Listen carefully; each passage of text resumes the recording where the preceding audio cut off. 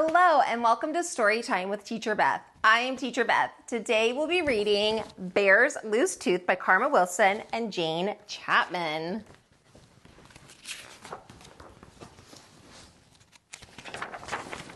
Bear's Loose Tooth.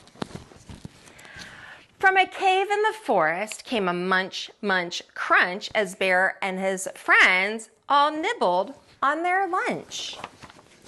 Bear savored every bite, he gulped and he gobbled.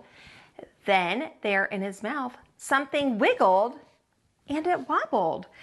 As Bear nibbled food, something moved when he chewed. It was Bear's loose tooth. Bear pointed his mouth and he said, "Oh dear, my tooth feels funny. It's the one right here." Bear frowned and he worried. Tears welled in his eyes. "But how will I eat if my tooth says goodbye?" Hare said, "Open wide." Then he looked inside and saw Bear's loose tooth. Mouse squeaked, "Don't fret, don't fuss. Look, see, a new tooth will grow where the old used to be." "We'll help," said Wren. "I know what to do. It's out with the old and in with the new." Wren perched on Bear's lip, then he got a good grip on Bear's loose tooth. Wren pulled on the tooth with all of his might. "Is it out?" asked Bear, but it stayed stuck tight.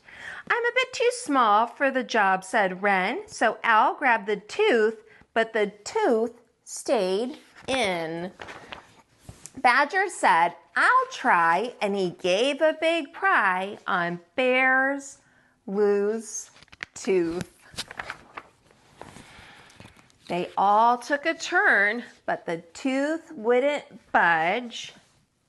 Then Bear used his tongue and gave it a little nudge.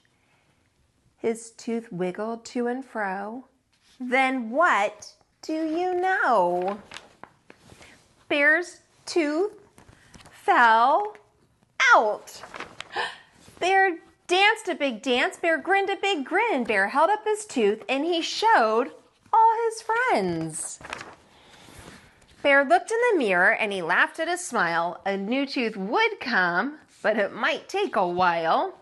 That night in bed, right next to his head, lay Bear's loose tooth. While he slept and he snored, a fairy fluttered in, and she left blueberries where Bear's tooth had been. He woke in the morning and found the sweet treat. Bear's friends came for breakfast. They sat down to eat. Bear gulped and he gobbled and he felt something wobble. Uh-oh. Bear's loose tooth. The end. If you enjoyed today's story, make sure you like, subscribe, and ring that bell, and I'll see you next time on Storytime with Teacher Beth. Bye.